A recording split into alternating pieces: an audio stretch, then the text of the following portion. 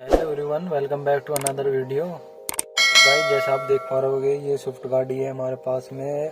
AMT वाली model है ये। जैसे ये देख स्क्रीन के ऊपर आप देख पा रहे होगे, यहाँ पे AMT गाड़ी है ये। और गाड़ी स्टार्ट हो रही है, लेकिन गियर इसके अंदर इंगेज नहीं हो पा रहे, गियर नहीं पड़ पा रहे हैं। तो मैं आपको स्टार्ट करके दिखाता हूँ यहाँ पे। तो मैं भी स्टार्ट कर दिया गाड़ी यहाँ पे। जैसे आप देख पा रहे होगे, गाड़ी अभी स्टार्ट हो चुकी है। और यहाँ पे ये येलो कलर की लाइट जल चुकी है, जैसे आप देख पा रहे होगे।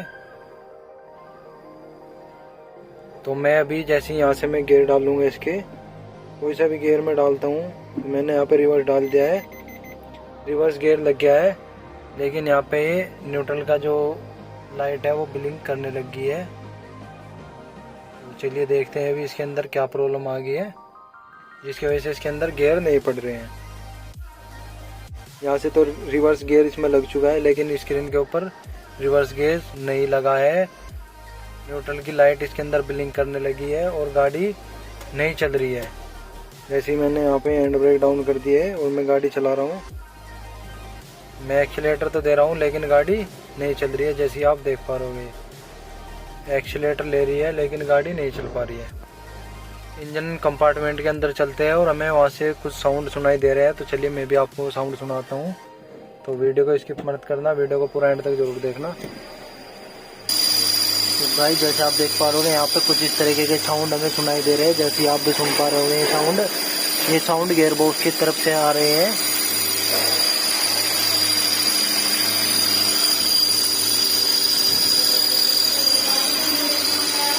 तो चलिए अभी हम इसका गियर बॉक्स खोलते हैं। गियर बॉक्स खोलने के बाद मैं आपको बताऊंगा। इसके अंदर ऐसा लग रहा है कि जैसे कि इसका क्लच बेरिंग टूट गया हो, क्योंकि क्लच बेरिंग टूटने के बाद इस टाइप के साउंड गियर बॉक्स के अंदर से आने स्टार्ट हो जाते हैं।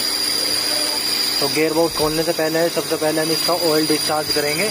ऑयल डिस्चार्ज करने के बाद ही हम इसके अंदर काम स्टार्ट करेंगे, क्योंकि अगर हमने ऑयल डिस्चार्ज नहीं किया तो इसका AMT यूनिट है वो लीकेज कर जाएगी और उसका पिस्टन होता है अंदर से, वो भी इसका बाहर निकल जाएगा, जिसकी वजह से पूरी यूनिट खराब होने के चांस हो जाएंगे इसके।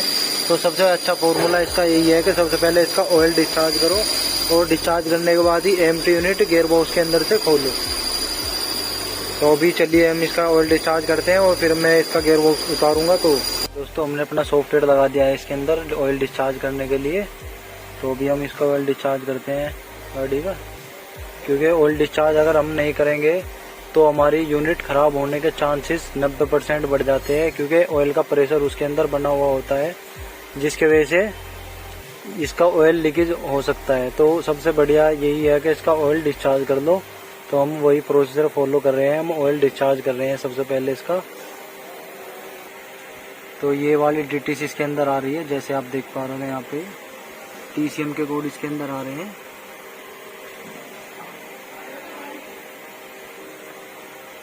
तो हम यहाँ पे आ गए हैं, जैसे आप देख पा रहे होगे। यूटिलिटी पे हमने यहाँ पे क्लिक किया है और यहाँ पे हमें ऑयल डिस्चार्ज का ऑप्शन दिखाई दे रहा है। तो हम इस पे क्लिक करेंगे। यहाँ पे क्लिक करने के बाद यहाँ पे स्टार्ट का ये आ रहा है, तो हम यहाँ पे स्टार्ट करेंगे। तो कुछ इस तरीके से हमें विंडो यहाँ पे दिखाई दे रही है, तो हमें इन्हें फॉलो करना है यहाँ पे।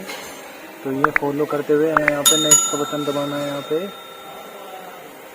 तो हमारा यहाँ पे ऑयल डिस्चार्ज हो चुका है। तो चलिए अभी हम इसकी यूनिट खोलते हैं और फिर गियर बॉक्स की फिटिंग खोल लेंगे हम इसकी।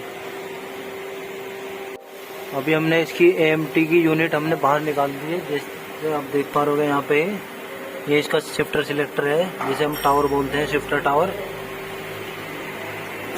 और ये हमारी AMT यूनिट है, जो कि हमने गाड़ी के ऊपर से निकाल ली है, जो कि हमने गियर बॉक्स से निकाल ली है। तो भी हम इसका गियर बॉक्स खोलते हैं, तो देखते हैं अंदर क्या क्या इसका डैमेज हो चुका है।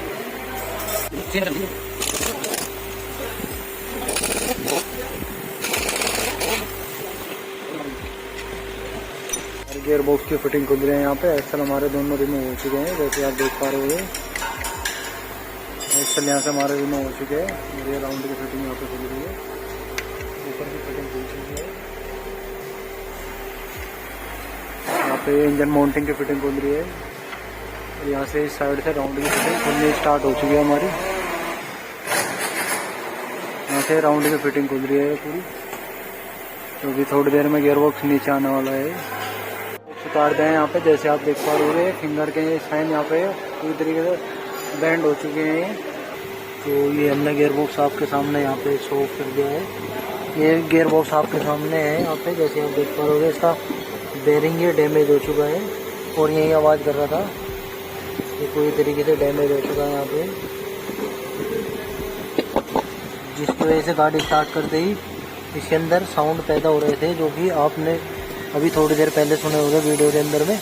तो ये बेरिंग की वजह से आ रहे हैं। बेरिंग पूरी तरीके से यहाँ पे डैमेज हो चुका है और हीटअप भी हो रहा था, यहाँ से पूरे हीट हो रहा था ये। और यहाँ पे क्लच प्लेट के फिंगर भी पूरी तरीके से बेंड हो चुके हैं, अंदर डाल लिया यहाँ पे देख पा रहे हैं।